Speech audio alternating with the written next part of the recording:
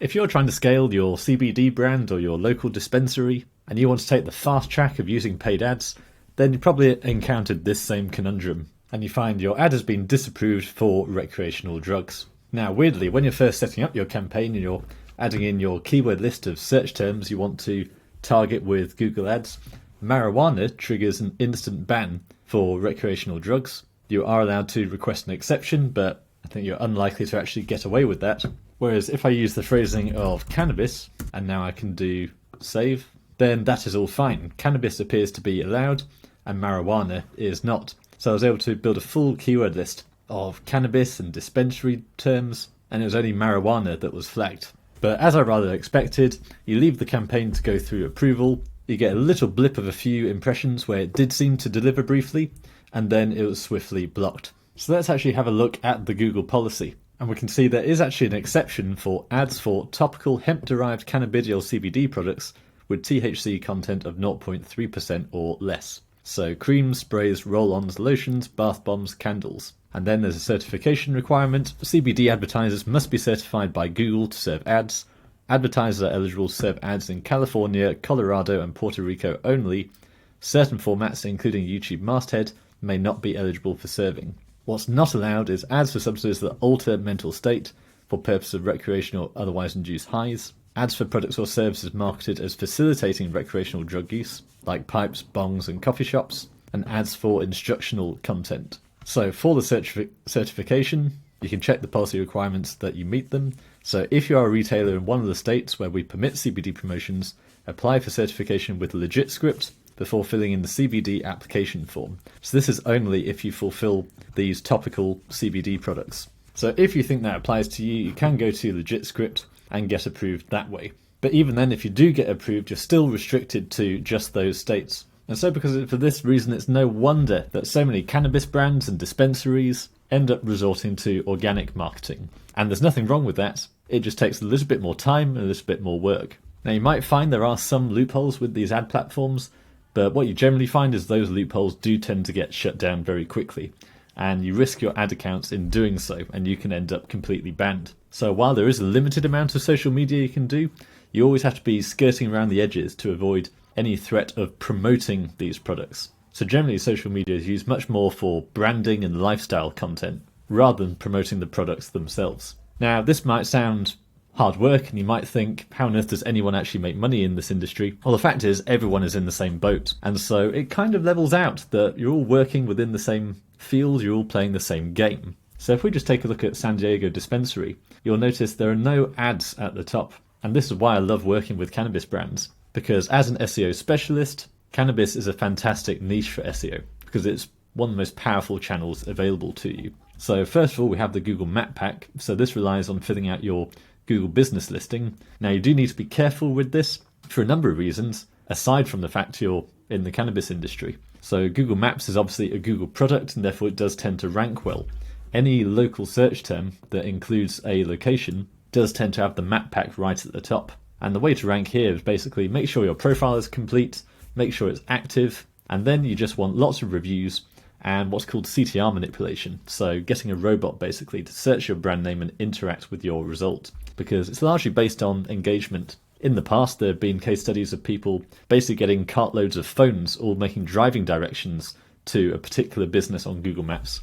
And that business will then go right to the top of the map pack because Google realizes this location is really popular. Maybe we've made a mistake putting it down at number 30 and it should go right up at number 1. That doesn't work as well as it used to, but getting a robot to search your brand name, click on your result and interact with it a bit still has a lot of benefit in the same sort of result. And then there's reviews. People do talk about buying reviews for Google business profiles, but it's not a reliable strategy and it's quite dangerous. So you just need to be really aggressive and smart in terms of how you get reviews. So really be deliberate with your customers and make sure that every one of them has the best chance to actually leave a review, whether that's using an NFC chip or a QR code. There's various providers out there, or you can just print your own so that on the countertop, as you're completing the transaction, you can say, please leave us a review on Google.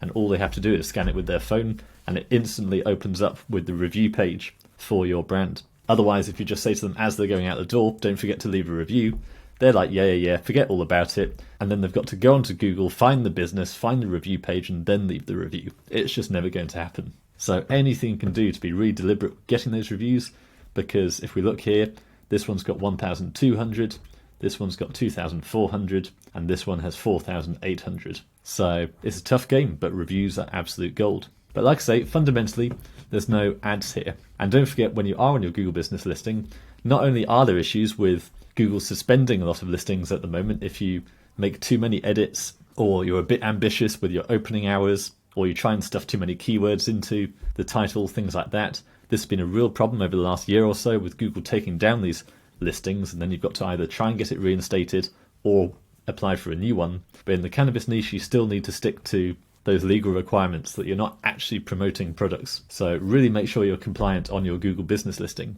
because it's still a Google property. Now, what's not a Google property is your own website. And if we come down here, we can see these organic Google results that are getting thousands and thousands a month of traffic. Let me zoom in a bit here. So with the Ahrefs Chrome extension, that's an SEO tool, and it's allowing me to see SEO metrics for each of these results on the first page of Google for San Diego dispensary. And we can see that Urban Leaf, they get 8,800 visitors per month with a potential value of 10,900 every month. Now, normally I like to use these paid traffic estimates where basically it'll take the keywords and try and assign a rough value of what those clicks would cost with Google Ads. But in the cannabis niche, it can be a little difficult because, of course, you can't bid on a lot of these keywords with Google Ads. In this case, we're looking in San Diego in California, so there was that loophole available. So some traffic value is possible, but this isn't going to be representative of the true value of all that traffic. But what this estimate would normally try and estimate is basically if you took all this organic traffic, all the traffic this website is getting by ranking with SEO organically on the first page of Google for all these different search terms, if you were to get that with paid traffic, how much would that paid traffic cost every month? And the estimate here is $11,000.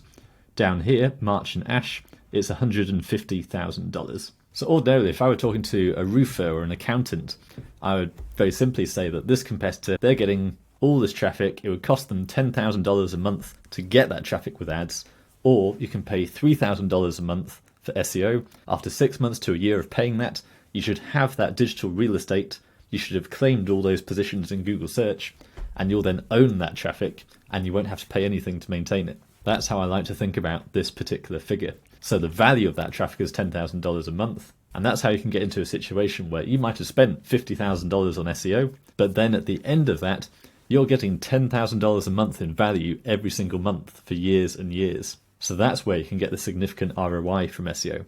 In the cannabis niche, it's much more difficult. I don't think these figures are true. I think a lot of this is missing. And so the true figure is likely to be much higher because of the restrictions on Google Ads, which means an accurate CPC value is difficult to ascertain. And yet, despite that, we've got this one getting 8,800 visitors a month, March and Ash getting 81,500 visitors per month, and their value $150,000 every month. So how do you actually get here? Well, number one, we need to keyword optimize the actual landing page.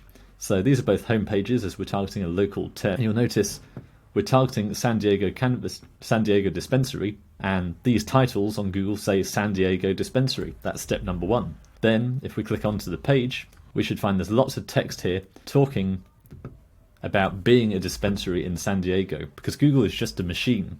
We have to present it with what we are in a really obvious way in order to be indexed and rank for that search term. So step number one is content. And if I open up this site's keywords, this tool Ahrefs allows me to look at basically any website on the internet and where they're ranking in Google and getting traffic from. So I can then click on top pages. Now we can get an idea of where they're getting their traffic from. So strains in particular tend to be really good keywords to rank for. So Tropicana cherry strain gets 7,300 searches per month in the US, and this website is currently at position 7 on Google. And so because of that, they're getting 500 visitors per month to their product page. And then we can see their product description here. So Tropicana cherry, even though the keyword stuffing, just getting that keyword onto the page really regularly, is generally seen as a bit of an old technique, it does still work. If we do a search for Tropicana cherry, we can see it mentioned 3 times just in the title and the description alone.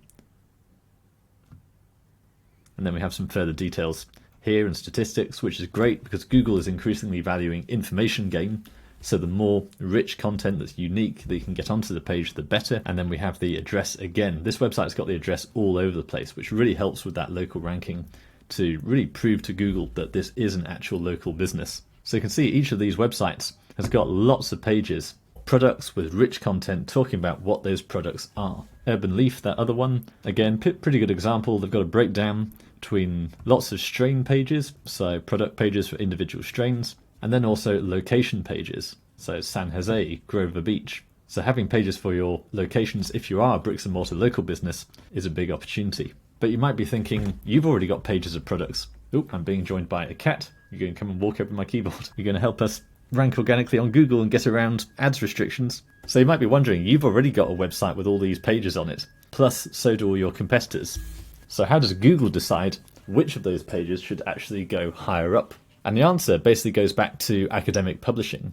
So when Google started, they had this exact problem of how do we decide that of all these really similar pages, which should go higher up or not? Now in academic publishing, generally the more times you are cited in other papers, then the more authoritative you are. And that's exactly how Google works and has always worked. So therefore, links from other websites represent a vote of confidence in you and your brand. And this works down to individual page level. So if you've got a page on your website that's got lots of links pointing at it from other websites, then that page gets much more powerful and will rank higher up in Google search. Now, while Google's exact algorithm is obviously a closely held secret, various tools have had some success in actually mirroring how this works, because ultimately all we have to do is reverse engineer the front page of Google to work out how Google actually works. And so we talk about domain rating, or you might have heard domain authority before. And this is how powerful your website is based on the quantity and the quality of your backlinks. Now it's out of 100 and it's a logarithmic scale.